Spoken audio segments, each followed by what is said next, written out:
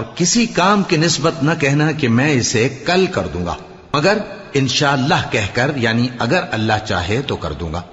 اور جب اللہ کا نام لینا بھول جاؤ تو یاد آنے پر لے لو، اور کہہ دو کہ امید ہے کہ میرا پروردگار مجھے اس سے بھی زیادہ ہدایت کی باتیں بتائے۔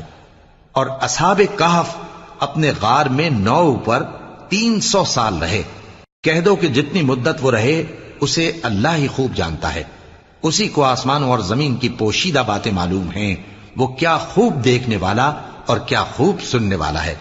اس کے سوا ان کا کوئی کارساز نہیں، اور نہ وہ اپنے حکم میں کسی کو شریک کرتا ہے۔ اور اپنے پروردگار کی کتاب کو جو تمہارے پاس بھیجی جاتی ہے پڑھتے رہا کرو، اس کی باتوں کو کوئی بدلنے والا نہیں، اور اس کے سوا تم کہیں پناہ بھی نہیں پاؤ گے۔